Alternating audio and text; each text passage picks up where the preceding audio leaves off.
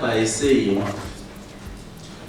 we all know that the government procurement spend for goods and services is just above 800 billion per annum. That's an annual spend. In actual fact, it's closer to 900 billion. And at least more than 22% of that spend is on infrastructure. And I guess this also includes the built environment, as you would know. Now, we expect that part of the spend should benefit technical professional service providers, or professionals as we are here, which forms a critical component of the built environment. We are, however, aware of the challenges faced by the industry due to the performance of the economy and the reported decline in infrastructure and construction projects, and also delays in the issuance of those projects or tenders for infrastructure projects by government. I think this is well known and also reported. And then we also saying this no doubt impacts negatively on the participation of professionals in the space, in the procurement activities across the board. And of course, it's got other ripple effects in that it results in job losses. It's a huge concern, we are aware of that. And some of the challenges, President, that you mentioned are around payment of invoices on time. And I think I appreciate the fact that prompt means now. And I think this is in line with our legislation, because our legislation also provides within 30 days. It doesn't say after 30 days, but it says within 30 days. So it could be any time post delivery of service that suppliers must be paid. But we're aware of the challenges in that space. There is a lot of money sitting in government that must be paid to service providers, and service providers are not paid on time. And it's a very painful matter to us as well. We've tried all we could. We've issued a number of directives to government institutions to make sure that people are paid on time. But I think this problem persists. At some point in time, I think some 2 years ago, I was at pains to read one of our own who decided to take his own life due to non-payment by government, because you have creditors on your neck, families are disintegrating, you have employees to pay, and it is just not working. But at least for now, there is a drive, there is a plan now that we'll be embarking on in the next week, together with the ministry across the country, to try and see how we deal with issues of payment of service providers on time. So at least we will provide some solutions there in that regard. It is, of course, a structural impediment if people deliver service but they are not paid on time. We understand where there are disputes in terms of invoices, but where there are no disputes, we always say people must be paid on time. There are other, of course, problems that we're picking up, which are reported. Some of them relate to the alleged stalling of projects in various parts of the country. due to communities demanding 30% payment upfront without rendering any services. I mean, these are reported across the country, and we are also aware of the fact that contractors are leaving sites, due to risk associated with these demands, and some projects are decommissioned and due to delays in approvals for variation orders, and due to application for variation orders being declined. And all these issues have got a serious impact on the performance of the industry.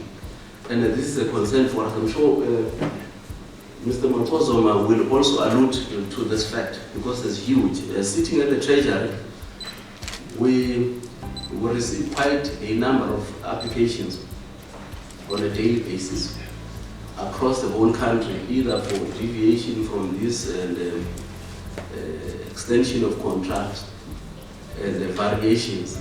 And I think I take the fact that we need together to deal with over-regulation. So we need to find a way of how, obviously we'll take input from you, how should we make it easier and agile in the procurement process, so that we don't experience what we are currently experiencing. All these problems that we're talking about have got a direct impact on this particular specific industry, because we are part of the built environment, and all these issues impact and eventually on jobs as well. Some of the problems that have been highlighted around the misalignment, of course, in the legislative environment, which is what you referred to, between the Treasury as well as the CITV, the anti-competitive practices that we all know in the industry, as well as general corrupt activities that we always receive from time to time. Now, some of these challenges need political intervention, especially when it is reported that communities are actually attacking contractors on site. And this to us is a bit of a problem, because there is a misinterpretation of regulations and policies to that effect. And we think some of these could be resolved politically, whereas some of them need legislative amendments. And of course, some of them could be dealt with administratively, like payment of suppliers does not need a politician. We as civil servants must make sure that we pay people on time. We have an obligation legally to do so. And if it does not happen, there is an obligation on the political leadership to take the necessary consequence management against everybody else. Now, what are we doing now in terms of legislative reforms within the Treasury? It is a fact that we've drafted a public procurement bill to try to deal with all these issues that we have. Our system is overloaded with a number of regulations which make it very cumbersome to deliver on projects, and also impact negatively on many other issues. So there is a bill which we drafted, and that bill was finalized last year in October. It's exactly a year. It was presented, and then post-October, it was tabled to Cabinet, of course. And we did try to get at least the presidency to table it in December last year, at the last Cabinet meeting, but we did not win. However, it eventually served in Cabinet in February this year. Cabinet had a look at it, and they made certain comments, a few comments, which we went back and fixed. But what was a bit of a problem to us is the fact that Cabinet directed that we should resubmit in the 6th administration. So you can then imagine that we had to wait from February this year, wait for the elections. So the elections have come and gone. We've again now resubmitted to Cabinet for approval to Gazette for public comments. And the bill makes a lot of provisions in terms of transformation. Just to give you what is in there, transformation is part of that. The issues that South Africans have always been complaining about, the 90-10 and the 80-20, which is currently in the FFA, is dealt with, because the FFA is one of those pieces of legislation that will be repealed. That's what the bill proposes. So the issue which present around the price, where whether projects must be awarded on price, as is currently the case, we rely on all South Africans to provide us with inputs on what kind of system do you want to see going forward. Thus, the bill immediately, once Cabinet approves, we will be engaging all South Africans, all stakeholders, because at the end of the day, it must reflect the views and aspirations of all South Africans. At the end of the day, this will be the overarching national legislative framework in the country that talks to procurement. Currently, we don't have such a legislation. We have the PFMA. It is not necessarily a procurement legislation, save for certain sections. We have the MFMA, which has a charter that talks to procurement, but all these, the FFA and so on, but all these pieces of legislation and many others will be consolidated into this one particular legislative framework.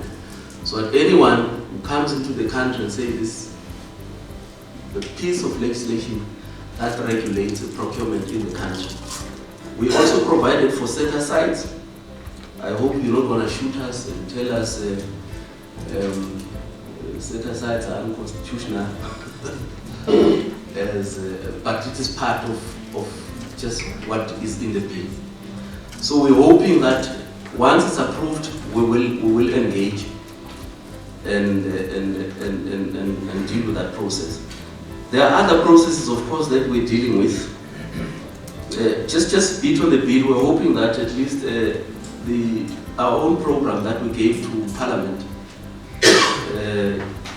in July is that by at least February, March, we expect the bill to be back in Parliament. In other words, our consultation processes should have already begun in September, according to our original plan, September, October, November, and then December, January, we had set aside for the consolidation of inputs, and of course by March and February we present to Parliament for Parliament to engage on its own process. So this is where we are with the bill. It is in the cabinet system. There is another reform, of course, as you would know, that there is the SIPDM, which was a standard, and it has been also revised to incorporate the IDMS part, because you had the IDMS, which was a separate process. You also had the standard. So we've got now a new framework called FIDPM, which incorporates these both processes, the IDMS and the SIPDM, dealing with the infrastructure procurement. It is currently being rolled out, and we are taking comments and the concerns that are raised in different fora as we rolling it out to clarify certain issues. So there's a team that is dedicated to this particular process, and we also addressing issues around the application thereof, including the auditing, because remember, once it is now in the public system, it was set to start on the 1st of October according to our own processes. But we are aware that certain institutions like your big SOCs, which have big infrastructure projects, have raised certain issues. So we're looking at how do we deal with that particular issue, and also from an auditor general point of view, because we don't want the AG to audit immediately. But at the same time, we don't want institution not to implement, because this is a reform which in our view will cut out the red tapes that you talk about, the 54 months and so on, and make the process a little bit shorter. So I think, President, without taking much time, I've got a lot to say, but without taking much time, let me end here, at least for today, and then we can always engage with any other issues that South Africans and delegates at the conference may raise. We are able to take those that will be able to respond to quickly, we will, but some where we can't, we can always come back. But let me end by saying that the Director General at the Treasury in August issued a request to all departments and government institutions to indicate which of the instructions, the circulars, and the regulations in the procurement space that are impeding faster and agile processing of projects. So there was a deadline set from the 20th of August until the end of August, but the period was extended to some time in September. So a number of government departments and institutions have commented to say, you know, this is what we think you as Treasury should review or get rid of to make sure that the process is faster and the red tapes. I think we are the first to admit that our system is, for lack of a better word, constipated in terms of regulations.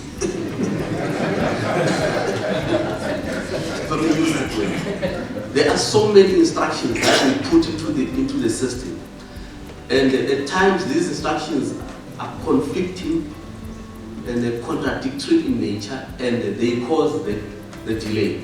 So this is why we embark on this process of reviewing all of them to see what can we do to make sure that the process is much quicker.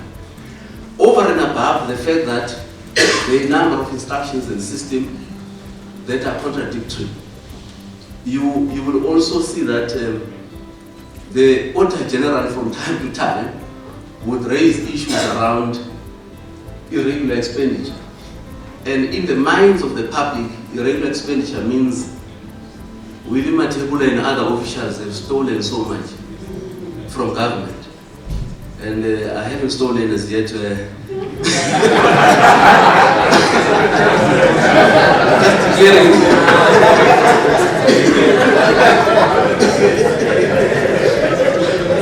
Just want to declare, at least for your benefit. So in the minds of the public, irregular expenditure means stealing. But in actual fact, it isn't. It is as a result of these many instructions. Because remember, auditors use a tick. They tick it. It's a tick box. And no matter how do you try to persuade them, because they need to understand the operations but they normally don't understand the operations because they need to cheat. And therefore, that's why you see a lot of irregular expenditure that gets reported. People are also confused. They don't know what to apply and what right from local government in all the spheres of government. So we're having that process, so we're running that process to review, but at the same time we've got the bill, and then we'll be coming back to you, and then you must tell us what kind of procurement system do you want. We've made a lot of provisions in the bill, transformation and many other things.